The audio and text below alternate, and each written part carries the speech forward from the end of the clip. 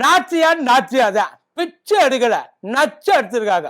இந்த பூண்டை குழம்புக்குள்ள சின்ன குழம்புக்குள்ள வச்சு குத்துவாங்க இல்ல, அந்த மாதிரி அவங்கள கூண்டோட சேர்ந்து குத்துன்னு குத்துதான் அந்த அம்மா. அடிச்ச அடியில பனையூர் பாய்ஸ் படுத்த படுக்கை ஆகிட்டாங்க. இவங்களுக்கு அந்த அம்மா மேல ஆத்திரம் வருது, அதே நேரத்தில் கோபமும் பொட்டுக்கிட்டு வருது. ஆனா கூடவே சேர்ந்துக்கிட்டு பயமும் வருது. ஏன்னா ஏற்கனவே அடிச்ச அடி எப்படி இந்த அம்மாவை எதிர்த்து அடிக்கிறதுன்னு தெரியாம நம்பியார் மாதிரி கையை பிடிச்சிக்கிட்டு மொத்தமா உட்காந்து ஒத்த கையை பசஞ்சுக்கிட்டு திரிகிறாங்க. அது இந்த போட்டோல தானே இந்த நாச்சியார் இதை வச்சு இவங்க இது பண்ணிக்கிட்டு இருப்பாங்க. நேரில் போராடி பார்த்தது இல்லையா?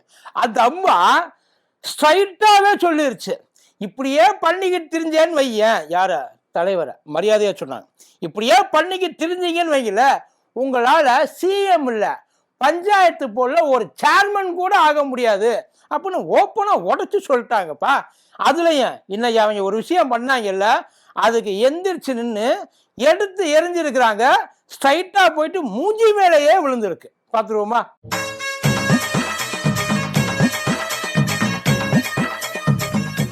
பூஸ்டர் சுகரை கண்ட்ரோல் பண்ணும், உங்க ஆரோக்கியத்தை மீட்டு தரும். சர்க்கரையை கட்டுப்படுத்துறதுக்கான எளிமையான வழிமுறை, இயற்கையான வழிமுறை. அனைத்து மருந்து கடைகளிலும் கிடைக்கும். மதியம் நேருக்கு வணக்கம். இது மதியம் தர்பார் கூத்தடி கோபி.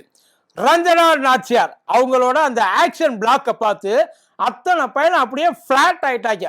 ஏன் பாட்டே பாடுறாங்கன்னு வைங்கள, எம்மணி கியூட்டு கண்மணி சம்பவம் பண்ணிட்ட பாட்டுக்குள்ள நீ கொட்டி கிடக்குது, சிக்கி தவிக்குது, உள்ளுக்குள்ள ஒரு வாத்து, அதை நல்லா வச்சுக்கின சாத்து அப்படின்னு சொல்லி பயங்கரமா ரொம்ப ஃபீல் பண்ணி பாடிக்கிட்டு இருக்காங்க. இப்போ புதுசா ஒன்று கிளப்பிட்டு தெரியுறாங்க. என்னன்ட்டு அந்த அம்மா ஏன் இப்படி பேசுது தெரியுமா? திடீர்னு எதுக்கா விஜய்க்கு ஆப்போசிட்டா பேசுது தெரியுமா? அந்த அம்மா சீட்டு கேட்டுச்சுப்பா.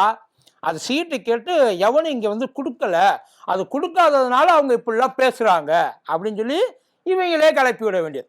ஏன்னா வெளியில பிடிச்சி தள்ளுறதுக்கு ஏதாச்சும் ஒரு காரணம் வேணும் இல்லையா?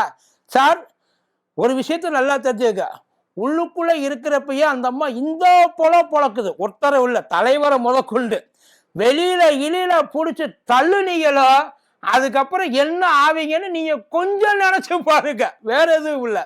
அதை விட்டு ஃபேஸ் ரொம்ப கியூட்டா இருக்குது, ஒன்றும் தெரியாது போல, ஈஸியா நோஸ் கட் பண்ணிடலான்னு ஏதாச்சும் பிளான் போட்டீங்க, மொத்தமா பவர் கட் பண்ணி விடுறபடி ஆயிரும். மகளிர் தினத்தன்னைக்கு தேங்காயை உடைச்சு மண்டையை திறந்து விட்டா பத்தியெல்லாம் இல்லையா? மண்டையிலே உடைச்சு ஞாபகம் இருக்கா இல்லையா? ஒத்து இல்லையா? எது தலைவரை ஒத்து இல்ல? எது உங்க பிள்ளைகளை பெத்தது, இத்தனை வருஷமா வளர்த்தது, கூட வாழ்ந்த வாழ்க்கை எதுவுமே ஒத்துன்றதே இல்லை. அதை விட கேவலமா ஒண்ணு கேட்டாங்க. 25 வருஷமா உன் கூட வாழ்ந்த ஒரு பொண்டாட்டிய இன்னொருத்தையும் கண்ட்ரோல் எடுத்துட்டான்னு சொல்றது எவ்வளவு பெரிய ஒரு கேவலம். இந்த கேவலத்தை முதல்ல நீங்க அனுமதிக்கலாமா? நீங்க ஒரு வார்த்தை சொன்னீங்கன்னா அவங்க பேசாம இருந்திருப்பாங்க இல்ல? நீங்க தானே பார்த்தீங்க, வேடிக்கை ரசிச்சீங்களே, அதுதான் அவங்களுக்கு அந்த இடத்துல. அதுவரை அமைதியா தான் சார் இருந்தாங்க. எவ்வளவோ பொருத்தெல்லாம் பார்த்தாங்க. சங்கீதா மட்டும் இல்லை, அண்ணன் கூட டிராவல் பண்ணாங்க இல்லையா அரசியல்ல, அத்தனை பேரும் அண்ணனை இத்தனை நாள் வரைக்கும் என்ன செஞ்சாலும் பரவாயில்ல, எங்க அண்ணன்டா அப்படி என்ன செஞ்சாலும் பரவாயில்லன்னு சொல்லி உட்கார்ந்துட்டாங்க. ஆனா அதுக்கப்புறம் இது அந்த ட்ரிகர் பாயிண்ட் எங்களுக்குள்ளது ஆச்சு. கேட்டாங்கல்ல ஒரு கேள்வி, ஏப்பா வீட்டுல வெளியில இருக்க பொம்பளைக்கெல்லாம் உரிமையை மீட்டு கொடுப்பேன்னு சொன்னீங்க, வீட்டுக்குள்ள உன்னால உரிமையை உட்கார வைக்க முடிஞ்சிச்சா? வீட்டுக்குள்ள இருக்க பொம்பளையை அள வச்சுட்டு வெளியில இருக்க பொம்பளையெல்லாம் நீ சந்தோஷமா வச்சுப்பியா? அதை விட்டு தாய் மாமன் ஜீரு, முதல்ல பெத்த பிள்ளைக்கு ஒரு அப்பனா ஒழுங்கா இரியா, அதுக்கப்புறம் நீ தாய் மாமனா இருக்கலாம், இல்ல எந்த மாமனா வேணாலும் இருந்துட்டு போகலாம். அதை பத்தி என்ன இருக்கு? ஏன் இப்படி பண்ற? இதைத்தான் அவங்க இதை கேட்டதுக்குத்தான் அவங்க அத்தனை பேருக்கும் பொங்கி அப்படியே மேல வந்துருச்சு கோவம். என்னன்ட்டு யாராவது இந்த கூட திரிவாங்கல இந்த குட்டிச்சாக்கள்லாம், அந்த குட்டிச்சாக்கள்லாம் இறங்கி போயிட்டு ரஞ்சனா நாச்சியாருக்கு ஆப்போசிட்டா போச்சு. முதல்ல அவங்களுக்கு ஒரு பேக்ரவுண்ட் தெரிஞ்சுக்கங்க. உங்க எல்லாரையும் விட அரசியல் அந்த கட்சியில அவங்க சீனியர், செங்கோட்டையன் தவிர நல்லா தெரிஞ்சுக்க. ஏன்னா 2023 ஒரு சம்பவம், அந்த அம்மாவோட ஒரிஜினல் ஃபேஸ் எல்லாம் மறந்துருப்பீங்கன்னு நினைக்கிறேன், இருந்தாலும் சொல்றேன்.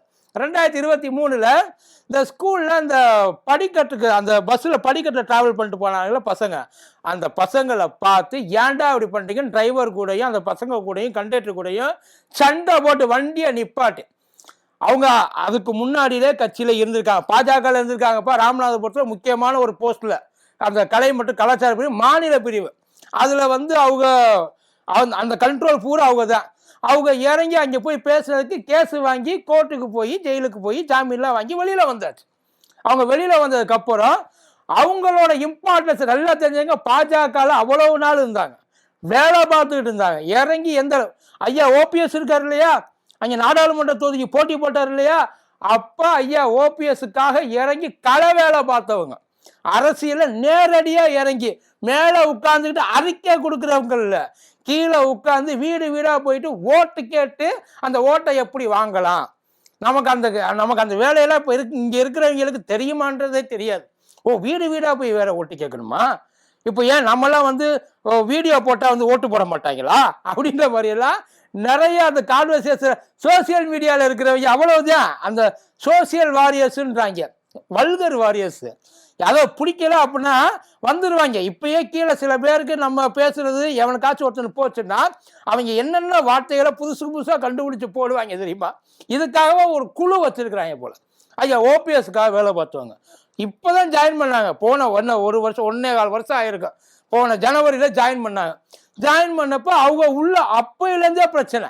ஏன்னா அவருக்கு நல்ல கிடையாது, செங்கோட்டையன் என்னன்னு சாதாரணமாக போயிட்டு திரும்ப வர்றப்பத்தான் வந்து பயங்கர ஈரோட்டில் தான் அவருக்கு நல்ல மரியாதை இருந்துச்சே தவிர பனையூரில் அந்த மரியாதை இருந்திருக்குமான்றது தெரியல.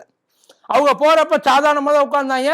உண்மையில அதை இவ்வளவு பெரிய இதில் உட்கார்ந்துருந்தவங்க ஒரு கட்சிக்கு நல்லா பார்த்துங்க, வேற கட்சிக்கு போயிட்டாங்கன்னு வைங்கள, ஒரு பேச்சு வச்சுடா, திமுகவா இருக்கலாம், இல்லை அதிமுகவா இருக்கலாம், எது வேணாலும் இருக்கலாம், ஏன் மறுபடியும் பாஜக கூட அவ போகலாம்.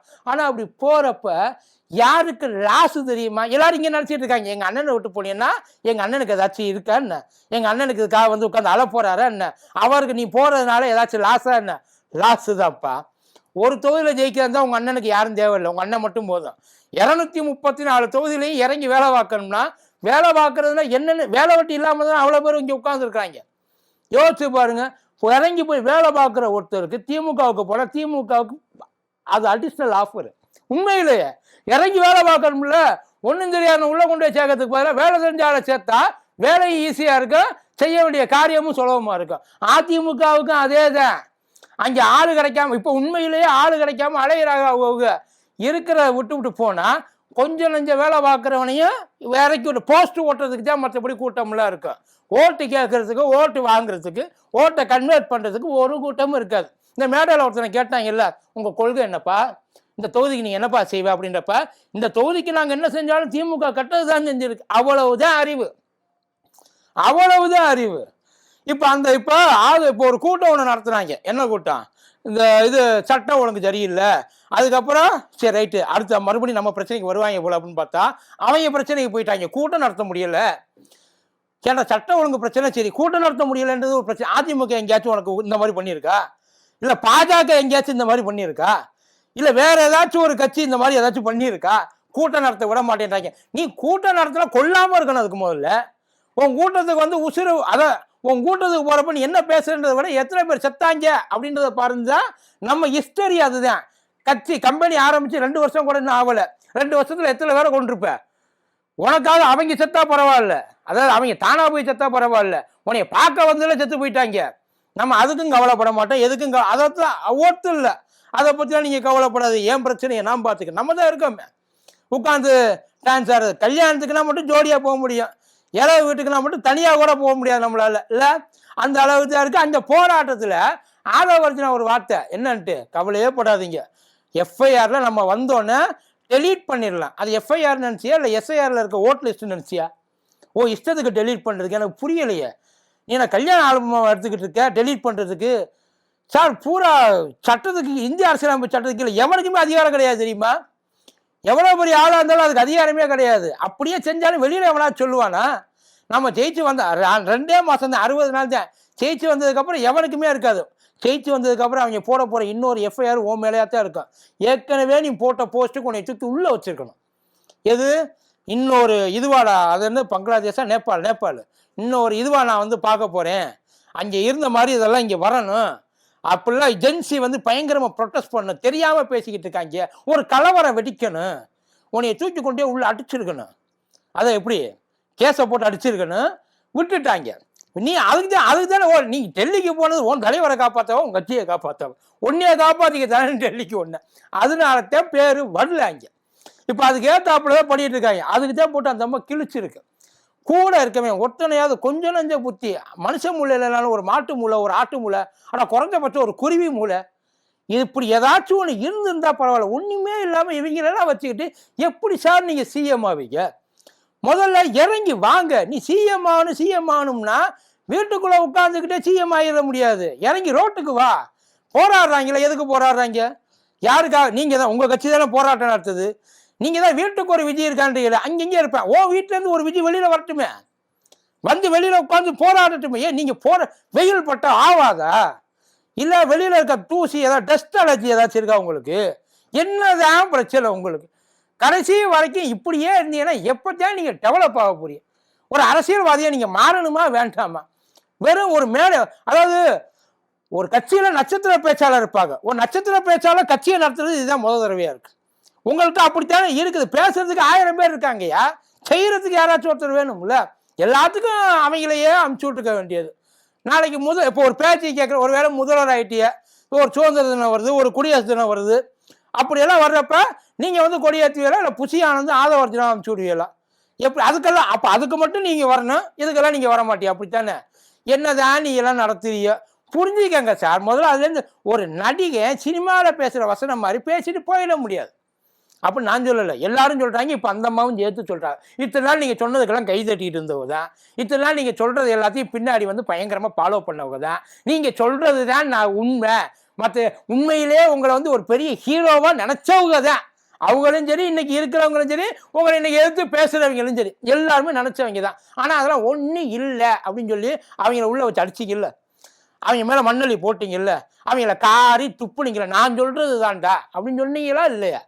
அப்படி பண்ணது தானே இது அத்தனை. அந்த வேணா தானே எங்களுக்குள்ள வந்து நிற்குது. இப்போ அந்த கருமத்தை தான் கேட்குறாங்க. 60 நாள் தாயா இருக்கு. இந்த 60 நாளாவது கொஞ்சம் வெளியில எந்திரிச்சு வா, வெளியில வா. வெளியில வந்து அதுக்கப்புறம் ஏதாச்சும் பேசு. நீங்க பேசுறத கொஞ்சம் வெளியே, எப்ப பார்த்தாலும் ஒரு டிஸ்டன்ஸாவே ஜூவா நடத்திக்கிட்டு இருக்க. இந்த பாம்பு பண்ணைக்கெல்லாம் போனீங்கன்னா கண்ணாடி குண்டுகளை வச்சு தூரமா நின்று காமிப்பாங்க. பாம்பு எப்போ வெளியில எந்திரிக்கும் தெரியாது. இப்போ அதே மாதிரி தான் நீங்களும் பண்ணிட்டு இருக்கீங்க. எத்தனை நாளைக்கு தான் அவ்வளவு தூரத்துல, இவ்வளவு நாள் அவ்வளவு தூரத்துல இருந்து பார்த்தோம். நீங்க தான் நெருங்கணுன்றீங்க, வரணுன்றீங்க. உள்ள வந்து தொலைய வேண்டியது தானே. எத்தனை நாளைக்கு தான் இப்படியே இந்த ஏதோ இந்த நிலாவுக்கும் பூமிக்கு ஏற்ற ராக்கெட் அனுப்புற தூரத்துல உட்கார்ந்து இருக்கிறாப்புல, பக்கத்துல அவ்வளவு பயமா என்ன? ஐயா உங்களை பார்க்கத்தானே வர்றாங்க. ஆனால் வரட்டும், கொஞ்சம் கையை பிடிக்கட்டும், கீரட்டும், நகங்கள்லாம் படட்டும். என்ன இப்போ எத்தனை நாளைக்கு தான் பார்பி டால் மாதிரியே இருப்பிய? கொஞ்சம் வெளியில வாங்க. அதைத்தான் அவங்க சொல்றாங்க. இப்படி இருந்தீங்கன்னா ஒருவேளை உங்களுக்கான வாய்ப்புகள் வரலாம் ஃபியூச்சர்ல. இல்லைன்னா கடைசி வரைக்கும் இப்படியே கத்திக்கிட்டு கிடக்க வேண்டியதான்ட்டாங்க. அப்புறம் இன்னொரு முக்கியமானது, அந்த அம்மாவை அடிச்சு தோர்த்துட்டேன்னா உண்மையிலேயே அந்த அம்மாவுக்கு லாபம். அவங்க அங்கே எவ்வளோ நாள் இருக்கிறதுன்னு முடிவு பண்ண வேண்டியது நீங்கள் இல்லை, அவங்க தான். அவங்க என்ன பண்ணுறாங்க அப்படின்றத பொறுத்து வந்து பார்ப்போம். மேபி அவங்க எந்த கட்சிக்கு வேணாலும் போகலாம். எந்த கட்சிக்கு போனாலும் அவங்களுக்கும் அது நல்லது, அந்த கட்சிக்கும் அது நல்லது. கூடிய வரைக்கும் போயிட்டாங்கன்னா அது நல்லது. அவ்வளோதான். நன்றி.